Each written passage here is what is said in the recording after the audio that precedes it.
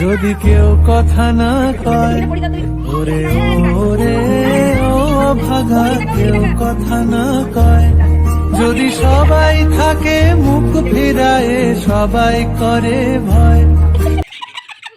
নতুন বিয়ের পর যখন এই বাড়িতে আসি, প্রথম 1 বছর খুব সুন্দর করে সময়টা কেটে যাচ্ছিলো, আর এখনও সুন্দর করেই সময় কাটছে। কিন্তু মাঝের কয়েকটা বছর আমার জীবনে ভীষণ খারাপ সময় গেছে, প্রচুর মানসিক অবসাদে ভুগতাম। আমার মনে হয় আমার ভিডিওটা এই মুহূর্তে যারা দেখছো তাদের মধ্যে হয়তো 20% মানুষ এরকম মানসিক অবসাদে আমার মতো ভুগছো। তো আমি তোমাদেরকে বলে দেবো যে কীভাবে আমি মানসিক অবসাদ থেকে মুক্তি পেলাম। তো বাড়িতে বসে বসে ভাবছিলাম যে ছেলের সাথে তো হাসাহাসি করে সময়টা কেটে গেল, তো এবার তো কিছু খেতে হবে।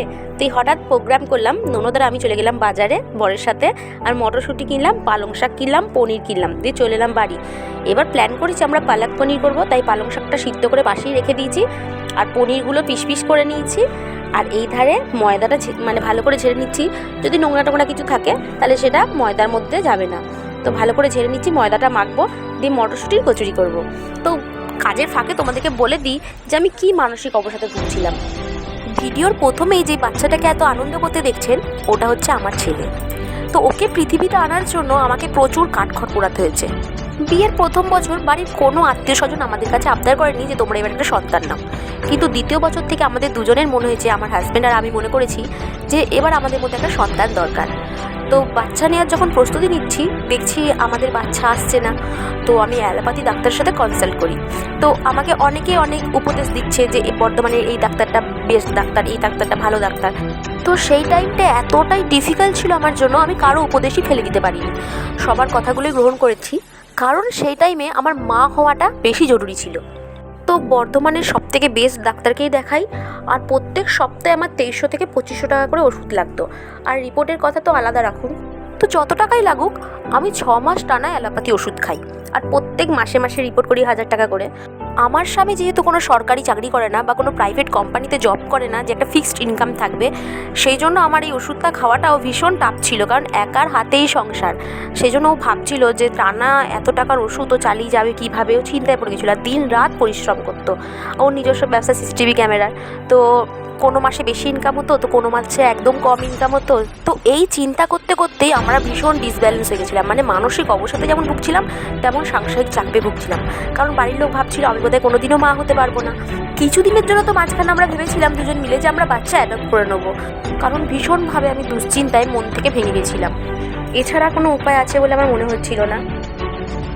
তাই আমি এবং আমার হাজব্যান্ড দুজন মিলে সিদ্ধান্ত নিলাম যে আমরা কোনো হোমিওপ্যাথি ডাক্তারকে দেখাই, যাতে খরচটাও কম হয়, আর যদি কোনো পরিবর্তন আসে রিপোর্টে। তো 1 মাস আমি ওষুধ খেয়েছি হোমিওপ্যাথি ডাক্তারের, কিন্তু ভালো ডাক্তার, বর্তমানে ওকে খুব ভালো ডাক্তারের ওষুধ খেয়েছিলাম হোমিওপ্যাথি। তিনি ভিজিট নিতেন 100 টাকা, আর ওষুধ দিতেন এই 200-300 টাকার মধ্যে ওষুধ দিতেন। তো এইভাবে ওষুধটা খাই 1 মাস, দিয়ে আমি নিজের থেকে একদিন ভাবি যে এবার আমার একটা ছবি করে দেখা প্রয়োজন, যেহেতু অ্যালোপ্যাথি ওষুধ খেয়ে প্রতি মাসে ছবি করতাম।